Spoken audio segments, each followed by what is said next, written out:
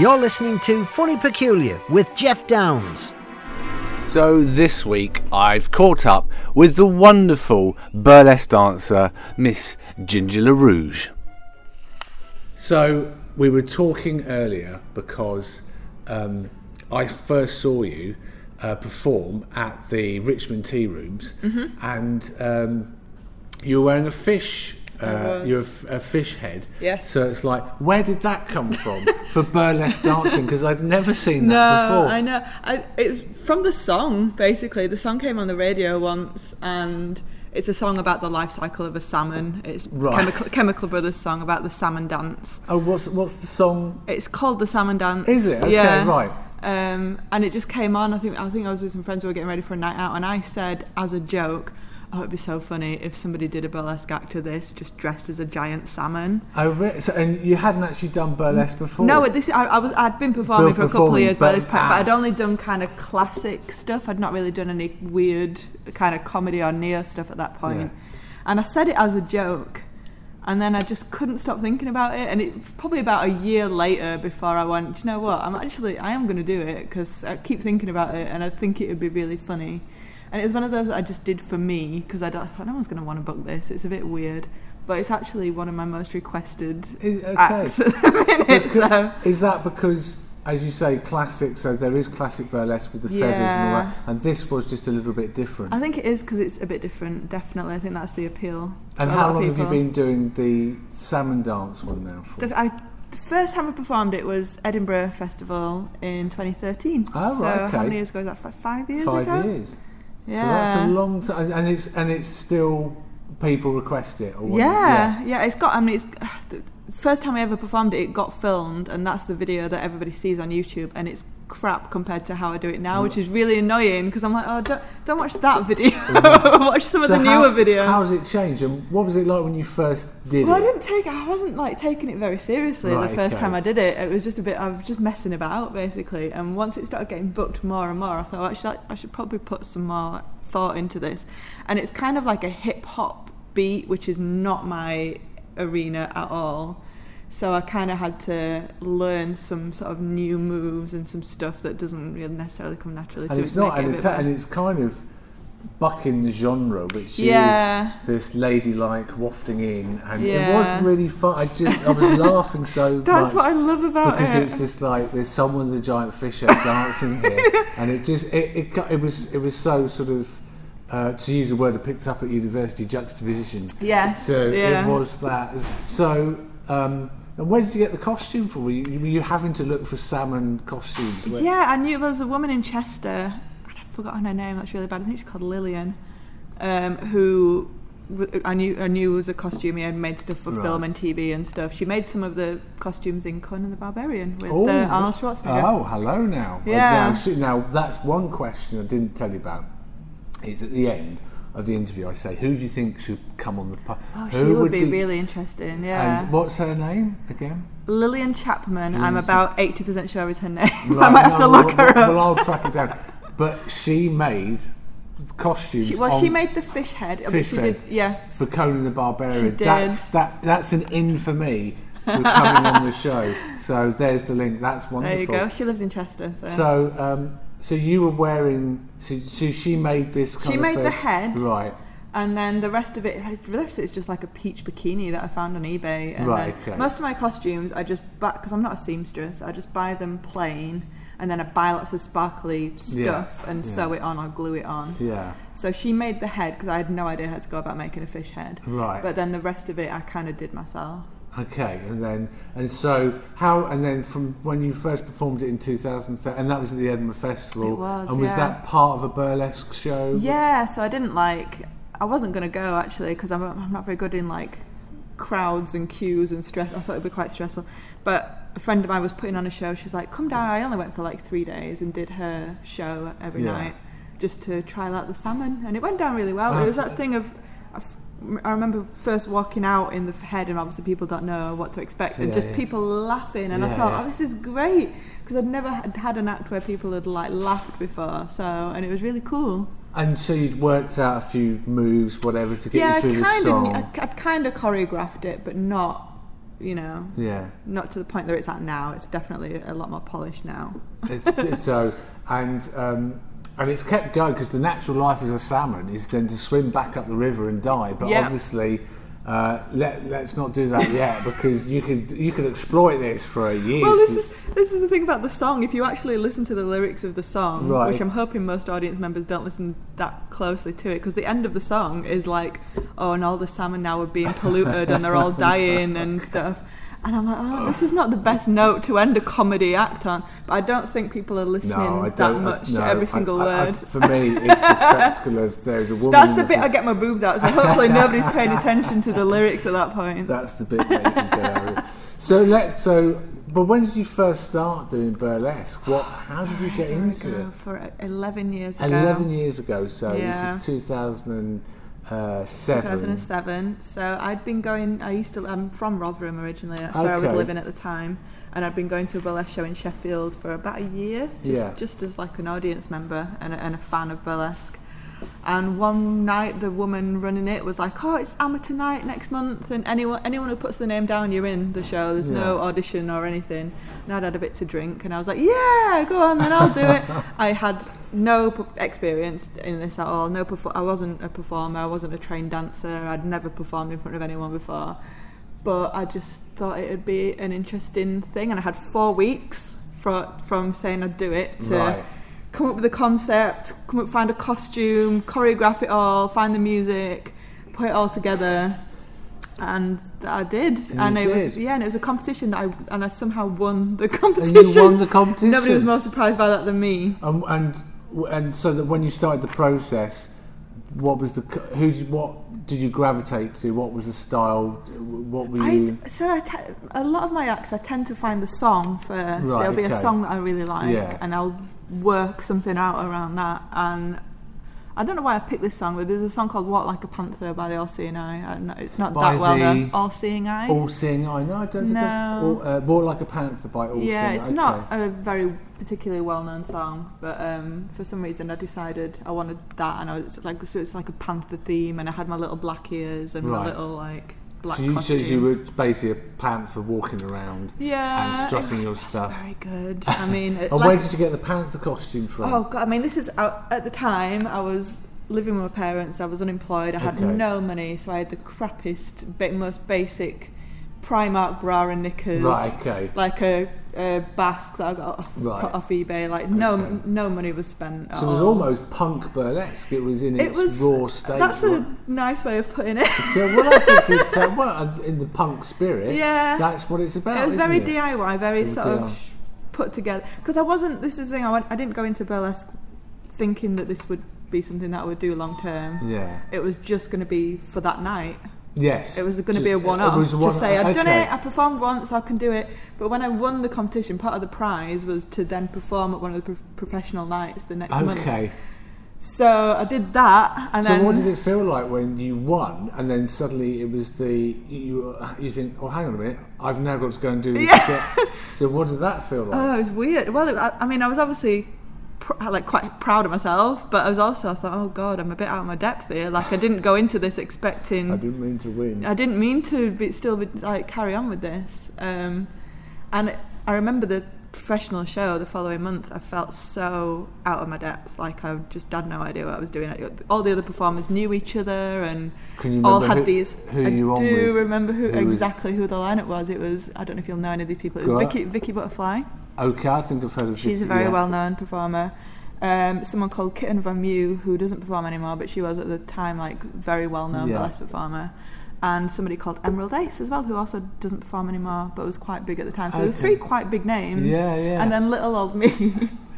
And they all had their professionally made costumes, and all their hair and makeup was professional standard and amazing, and all their acts were incredible. So I was not. And so, were you doing the panther one again? Same act, same costume, so I very much wasn't.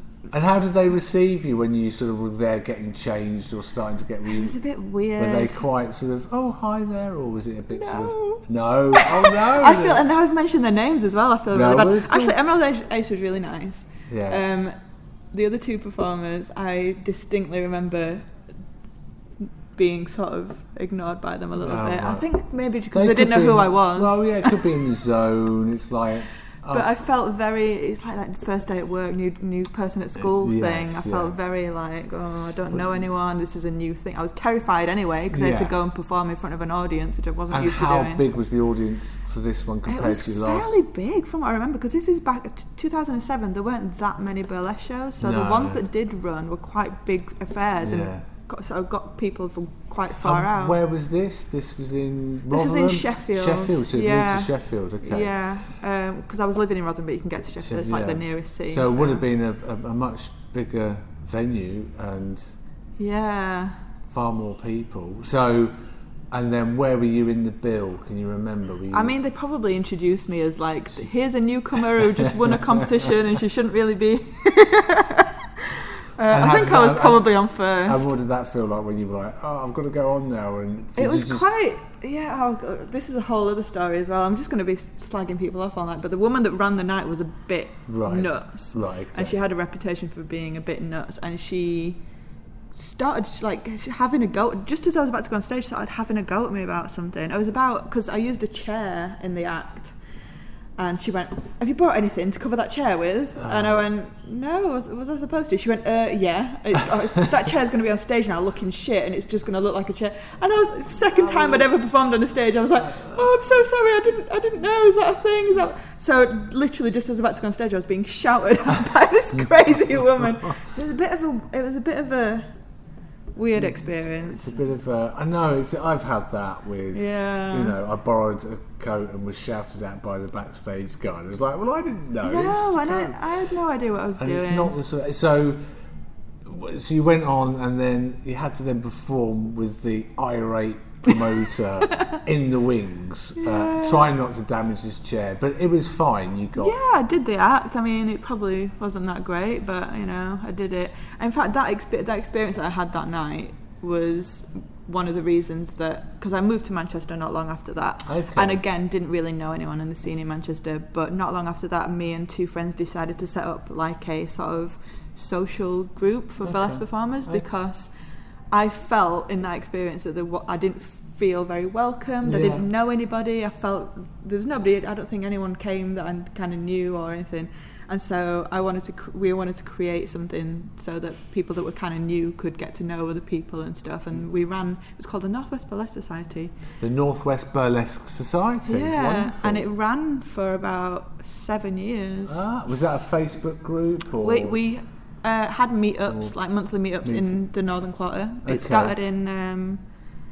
What was it started in Fallowfield was the first venue we had, and then we moved to the Northern Quarter. And Fallowfield, for people listening, so that's kind of the student area, isn't it, of Manchester, quite well known.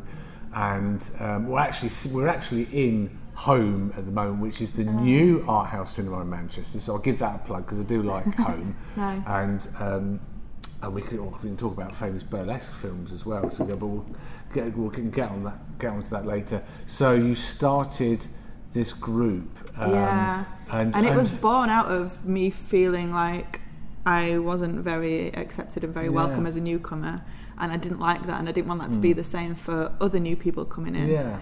So me and a performer called Ivy Wild, who doesn't perform anymore. She's retired a few years ago. She's had a baby now. Right. And Gloria Gray, who also has retired. Is it Doreen Gray? Sorry, Gloria Gray. Gloria Gray. Okay. Yes. And is that a lady or a boy? That's a lady. Gloria. Gloria Gray. Sorry. It's all right. No, I probably didn't say it very well. Right. Okay. So the three of us had run that as a sort of welcoming newcomers, or not necessarily newcomers, anyone that was interested in burlesque or performing, so that they didn't have to have the experience that I had when I started and didn't know anybody. That was the idea, anyway. And did it slowly? Did you get more and more people? Yeah, it did. It did pretty well. We had like a sort of core group of regulars that would come in, monthly. We'd have speakers come. We'd have different performers or promoters or photographers or anyone that was involved come and talk, and then we'd give like a little sort of open mic thing for people to try stuff out as well. So it was really nice. Yeah. We just got to a point where we'd been running it for I think 6 or 7 years, and it was just taking up too much time. Like one of it, like Ivy just had a baby, and I was getting married and all this stuff. So we just decided to call it. And this is kind of, and it's for amateurs at that point, really. Yeah. Because I think there is that two sort of circuit, or that two stage. You've got your amateur, you've got your professionals, and they can be a little bit. And I've had it in the comedy circuit. You do kind of slightly get looked down upon. So this was nice that it was there as a community. So we tried to really foster this inclusive, everyone's on the same level, everyone can chat to anyone, doesn't matter who you are, kind of thing. Hopefully it went all right. And what about yourself as developing your act? So when did you then start to do? So you've set up the group, and when was your next burlesque night after that? So I'd done a few bits and bobs in Sheffield. Again, it was all accidental. So I won the competition, did the professional night. Off the back of that, got offered one or two other things, and then I moved to Manchester not long after that, and started doing sort of small kind of bits and bobs around here. Yeah. So it kind of built from there really. But for the first probably 2 or 3 years that I was performing, I wasn't like, it was a hobby, and I wasn't taking it very seriously, and I wasn't like out there trying to hustle and get loads of gigs. It was just something that I did as and when. And probably around the 2.5 to 3 year mark was when I actually started like really trying to like be good and get better gigs and stuff. Because at that point, had you taken dance lessons, or you were totally? Because there's different ways, I suppose, you can go into it, and this is your route, this is your journey. So it was completely self-taught. And it seems quite rare now. Pretty much everyone that I know now has done, because burlesque classes and courses are all over the place now. It's very popular.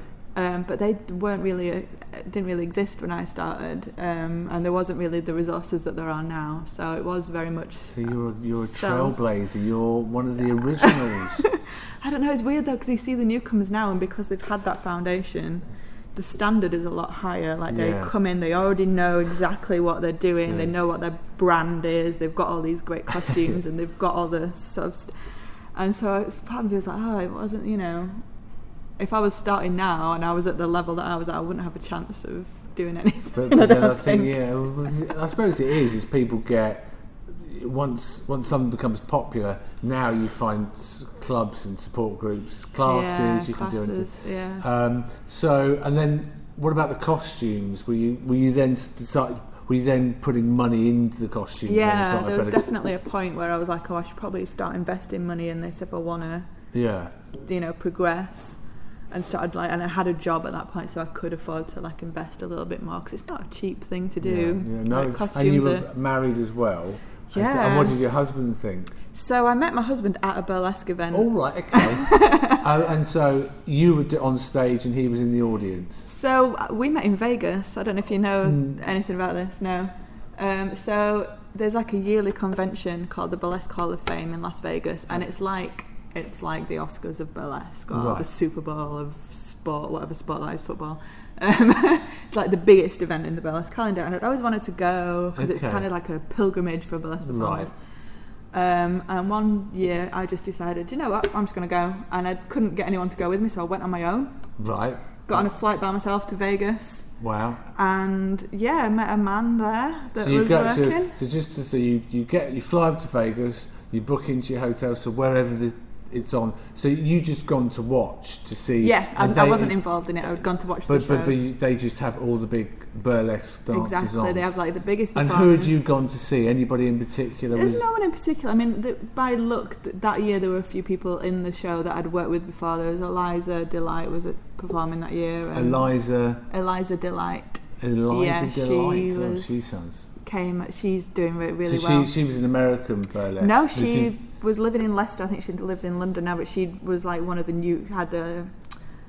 not newcomers, not the right word, but they have best debut is the name of the award. Yeah. She was competing for that. Lada Red Star, who is Lada Red Star. Yeah. That's Where is she from? She's from a European country. I can't remember which one. It's all right. Well, I'll put I can put it in the bio, so don't worry. Was Dita Von Teese? Would she? She was there that year. Yeah, she wasn't performing. She was there to hand out an award. Right. Okay. She handed out a award to another performer called Catherine Dillish, who's also very big. So I got to see her on stage. And that's kind of that time ago. So Dita Von Teese was kind of, she just made it, had she? How long? This was 2013, so she was pretty big. Right, okay. Yeah. So that's great that you saw her in the flesh. Yeah. I'm going to see her on Friday in Paris as well. Oh, really? By pure coincidence, yeah. And because she's doing a tour at the moment, yeah. I've seen. And is she a big hero of yours? Yeah, I mean, she was probably the same for a lot of burlesque performers, like the first burlesque performer I became aware of back in the day, like way before I started performing. And what's it about her in particular that you like compared to someone else? I think the whole aesthetic. I mean, she's obviously got the money to be able to invest in these lavish costumes and props and stuff. So it's that kind of high-end sort of fantasy thing is really. How do you think she's broken through? Because obviously at some point she started and was on a level with a lot of other burlesque. Mm-hmm. Why do you think she's... I think it's a combination of that she came in at the right time. Okay. So I think it was a timing... part of it is that she started right at the time when there weren't that many people doing it, but if you were good at it, you could rise very, very quickly. Sure. And then I think, she's obviously got the look. She had the money to invest in stuff. I think probably being married to Marilyn Manson didn't hurt her publicity. So she had been married to him for a while before that. I'll have to look into that. Yeah, I'm not quite sure. She was already kind of known before then. But she was a huge in the States, obviously. Yeah. So, and you met your then future husband to be. So how did that come about? So he was working at the event. He's a photographer. But he was kind of doing bits and bobs, I met him basically. They have like stalls during the day, and he was on a stall selling like official T-shirts and keyrings and stuff. Okay. And that's how we got chatting. Yeah. And it so was he's obviously American. He's American. Where's he from? He's from Oakland, which is over the bridge from San Francisco. Okay. But he was living in Vegas at the time, but about to move to LA. So we had like a little holiday romance, basically. Wow. Which was very nice. And then I just kind of went home and thought, he knew you did burlesque. Yeah. Obviously you said, this one here. So it sort of blossomed, and then you went back home. Yeah. And then we just stayed in touch. And then we were kind of talking every day, and then he came to visit me because he was freelance, so he could come and visit me for a couple of months at a time. And then we realised the only way that we can legally live in the same country as one another is if we got married. I mean, that's not the only reason we got married, but so we got married 2 years ago. Wonderful. Yeah. And so, and he's obviously supportive when you do burlesque, and he loves it. And does he help you out in any way? He does. He's great, actually, because I have the most pain in the arse act that I do is my giant martini glass act. Right. Okay. For people that haven't seen it, or just describe how that will work. So it's like a 5.5 foot tall martini glass prop that I cart around in my car, and people pay me to get in it and splash about. Okay. And I used to do this all by myself, and I used to live in a 1-bedroom flat, and every time I got booked for it, I'd have to drag this, and I think it weighs the same as like a person. And does it come in two bits? Yeah, it comes apart. And I have to go up and down the stairs, loading each bit in, drive to wherever, load it out. So now I have a person to help me with that. Your martini glass roadie. He's essentially my roadie, bless him. And where did you get that made? How did you even start to... I know. Where did you find that? That was basically... I noticed that there was only really one other performer in the UK that had one, who's a performer called Carrie Ann Odell, who's a Dita Von Teese tribute act. Carrie Ann Odell, yeah. She's a Dita Von Teese tribute act, and she had one. And I was like, it's funny that there's no one else really with one. Like, I feel like there's a gap in the market for that. So I did my research and checked that nobody else had one, and there wasn't really. This was in like 2011. So I thought, right, I'm going to get in there before someone else beats me to it and have one made. Brilliant.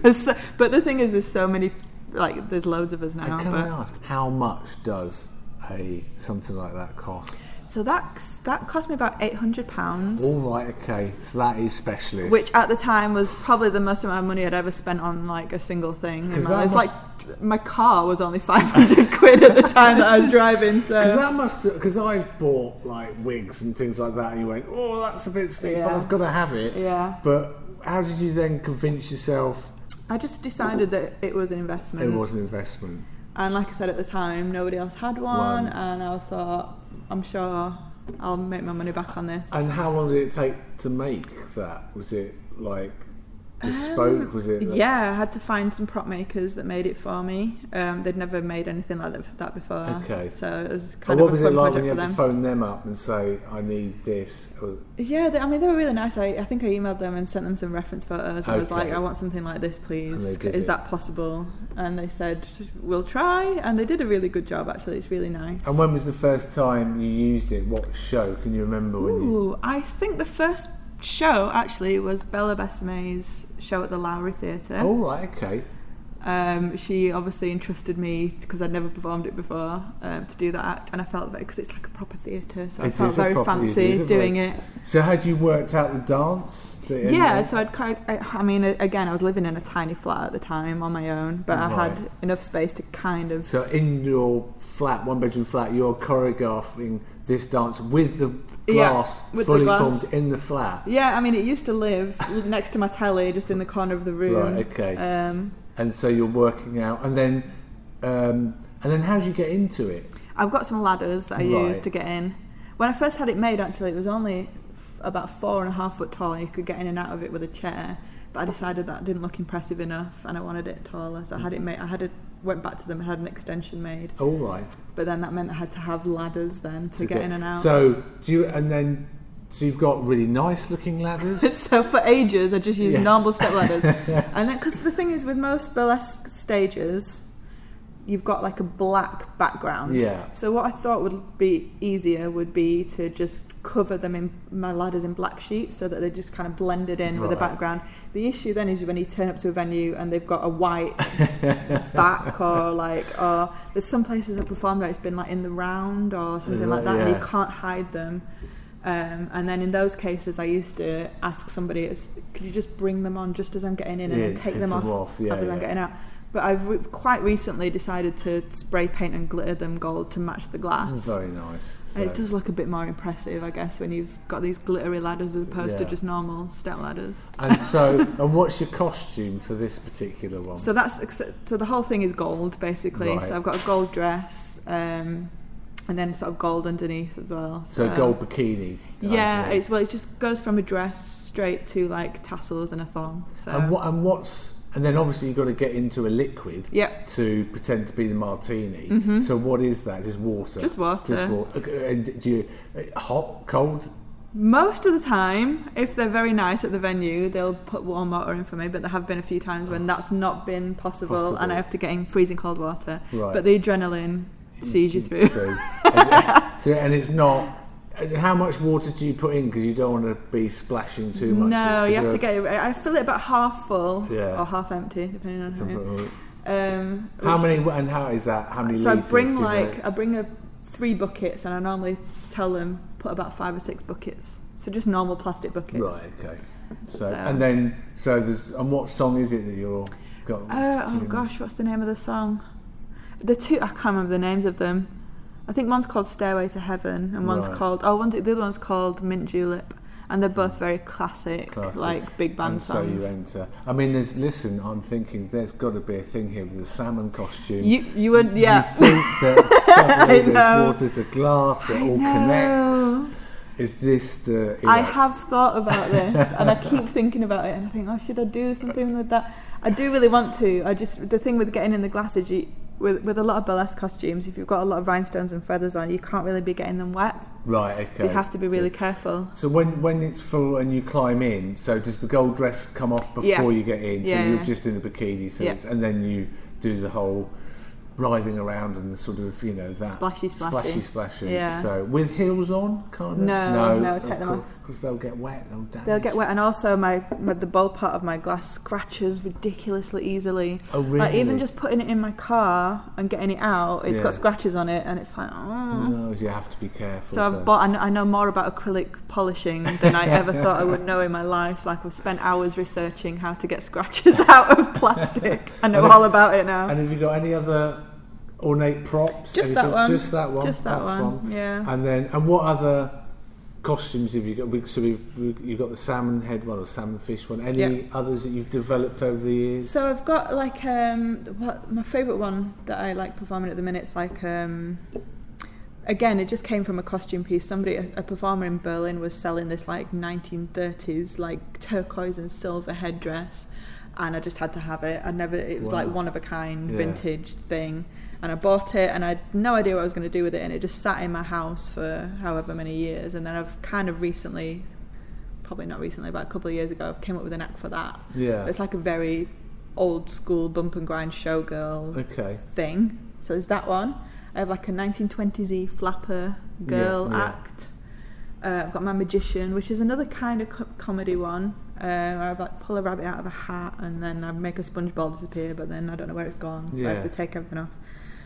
What else do I do? I'm sure I do other. There's other. I do a fan dance as well. It's a very sort of classic one. So. And do you teach burlesque at all? I do like hen party things, just kind of for fun. But I mean, there's already Lady Wildflower. I don't know if you know her. She teaches courses and classes already in Manchester. So there's already quite a few burlesque teachers about doing stuff. So I wouldn't want to step on any toes. And also because talking earlier, I think when I saw you, which is about a month ago, whenever it was, at the it was Cherry Baby's night, which I've seen quite a few performers, and that was at Richmond Tea Rooms. Yeah. And you'd been in America, hadn't you? I think they announced it. So you've gone back to America to do burlesque. Well, I hadn't performed over there. I mean, you're not really, because obviously I don't have a work permit to work in the US. I mean, I'll probably get one now. I'm married to an American citizen. I should look into that. No, I'd just gone over for a holiday, basically, to visit my parents-in-law. I see. Right, okay. And be over there. So, but it was that night. The plane had landed. Whereabouts was this? In so Oakland? we'd kind of done a bit of a tour. We went to Oakland, then we went to New Orleans, which I'd never been to before. It was very nice. And then we went to New York. Okay. So we'd flown back from New York, landed at about midday that day, and then I got home, kind of had a 2-hour nap, got changed, and then came straight to the show. So, and was it the fish costume you did over in there in America when you did it? No, I didn't do anything. I mean, I've taken costumes over there to do photo shoots and stuff. Oh, right, okay. But you just watched the show that night, so. We went to the New Orleans Burlesque Festival and saw a couple of shows there, and then but we'd just mostly just gone for a holiday. Oh, okay, well that's nice. And it's like, well, you need that sometimes to regenerate, replenish, because it's. And so you came back, so I saw you that night. So, and what's the future for Ginger La Rouge? And actually, where did the name? Where did you? I don't know. I've got it's my own bit. Right, a bit pats. We're going. Where did the name come? I know. Well, it goes back to the fact that I was never meant to be doing this for as long as I've been doing it, and I didn't put any thought into it at all. And the night that I entered the newbie competition that I talked about earlier. I didn't have a stage name. I literally turned up, and she said, "What do I introduce you as?" Right. And I went, I don't know. I hadn't really thought about it, and I was toying with being Ginger or Scarlet because of the red hair. And I was like, maybe Ginger something. And one of the other performers went, Ginger La Rouge. And I thought, oh, that's crap. I thought it's so generic burlesque. And I thought, it doesn't matter because it's only for one night. So I don't need to think about it that much. And then 11 years later, I'm still using it. So had I known that this was going to be my job, I would have put more thought into the name. Have you thought about other names? Yeah, I mean, I love names that are puns. Like my favourite, and I wish I had one that was like a little pun on something. Did you have any emergency alternative names, or you've not even thought? No, I mean, I can't even think of any off the top of my head. I see other performers' names all the time. I'm like, oh, that's a great name. I wish I had that name. Yeah. But Oh, well, that's... Hey. It's just a name, isn't it? Exactly, at the end of the day. It's just a name. No, I love it. I think it's great, and Thank it's like, you. and I remember you. So, Aww. and that's the most important thing. So where are you next, or what is out there for Ginger La Rouge? As in, are you thinking about new costumes, new characters? I mean, I had a dress. I feel really bad. I had a dress made by a lovely person a few months ago, and I haven't done anything with it. I should probably do something with it. But I mean, I've kind of been taking it easy. Like this year, basically, since I got married. Because when I was single, like I could work all week and all weekend as well, and it didn't really matter. But this year, I kind of was like, I want my weekends back a little bit. Yeah. Like I've spent 11 years sort of burning the candle at both ends and chasing every gig. And so I kind of made a conscious decision in 2018. I thought, right, I'm not going to bring out any new acts or do any photo shoots, and I haven't been posting on social media as much really as I used to, and it's been quite nice. I've still been doing stuff, but just not as much stuff. And you've got a family now as well. Yeah, so I mean, it's so I think consuming. Next year I'm going to play it by ear, I think, and see how I feel. Yeah. Who knows? Well, watch this space. So, listen, thank you for coming on the show today. No, thanks for having me. I really appreciate it. My last question that I always ask on the show is, who do you think I should interview next? Ooh. So, now we'd already mentioned the lady that had made this so she'd be an ideal candidate. She'd be great. If you've got someone else to mind, I mean, there's loads of really interesting. But do you want somebody that's involved in like performing? Along the lines of what could be, but it doesn't have to be burlesque. But performance. Okay. As I say, it's the alternative podcast for alternative people. Yes. So, but as long as there's performance involved, because that's kind of what I'm into. Okay.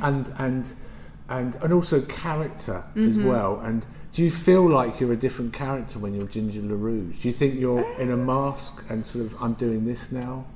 I suppose a little bit in the sense that like you have to, when you're in shows and you're meeting audience members and stuff, you have to be very outgoing and sort of friendly and hi, which I'm not necessarily that person all the time. Like sometimes I kind of keep myself to myself a bit.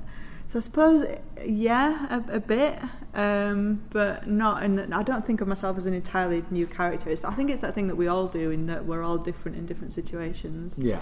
Certainly, when I've got all my hair and my makeup done, I feel a bit different, Yeah.